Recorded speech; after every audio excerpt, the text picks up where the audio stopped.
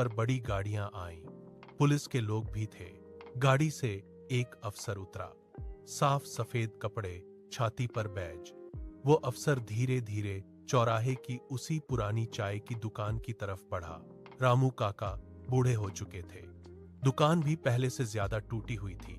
अफसर उनके सामने जाकर खड़ा हो गया। फिर अचानक उसने झुककर रामू काका के पैर छू। वो उधार की चाय। उत्तर प्रदेश के एक छोटे से गांव में एक गरीब लड़का रहता था। उसका नाम था अर्जुन। अर्जुन के पिता मजदूर थे और माँ लोगों के घरों में बर्तन धोकर घर चलाती थीं। गरीबी इतनी थी कि कई बार घर में रात को खाना भी नहीं बनता था। लेकिन अर्जुन का एक सपना था, आईएएस अधिकारी बनने का। गांव वाले अक्सर हंसते थे, अरे अर्जुन, पहले पेट भरने का इंतजाम कर ले, फिर अफसर बनने का सपना देखना। अर्जुन चुप रहता, पर उसकी आंखों में एक अजीब सा आत्मविश्वास था।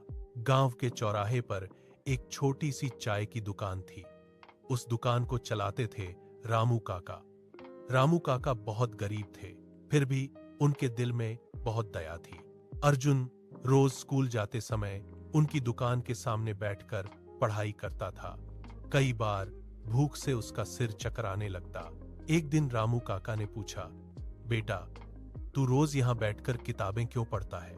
अर्जुन ने धीरे से कहा, काका, मैं बड़ा होकर आईएएस बनना चाहता हूँ, लेकिन घर में पढ़ने की जगह नहीं है। रामू काका कुछ देर चुप रहे, फिर बोले, आज से जब भी भूख लगे यहाँ आ जाना, चाय और बिस्कुट उधार में मिल जाएगा। अर्जुन की आंखों में आंसू आ गए। उस दिन से रामू काका रोज उसे चाय और बिस्कुट देते, कभी कभी समोसा भी। अर्जुन कहता, काका, पैसे बाद में दे दूंगा। रामू काका हंसकर कहते, जब तू बड़ा अफसर बन जाएगा तब दे देना। साल गुजरते गए। अर्जुन ने दिन रात मेहनत की।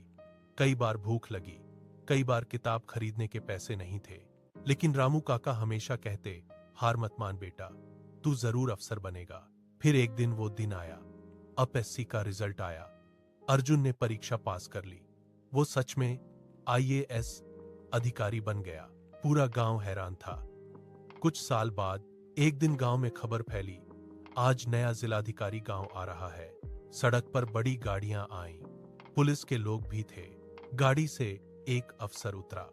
साफ सफेद कपड़े, छाती पर बैज। वो अफसर धीरे धीरे चौराहे की उसी पुरानी चाय की दुकान की तरफ बढ़ा। रामू काका बूढ़े हो चुके थे। दुकान भी पहले से ज्यादा टूटी हुई थी। अफसर उनके सामने जाकर खड़ा हो गया। फिर अचानक उसने झुककर रामू काका के पैर छू लिए। रामू काका घबरा गए, अरे साहब, ये क्या कर रहे हैं? अफसर की आंखों से आंसू बह रहे थे। उसने कहा, काका, पहचाना नहीं? मैं अर्जुन हूं, वही लड़का जो आपकी दुकान पर उधार की चाय पीता था। रामू काका की आंखें भर आईं।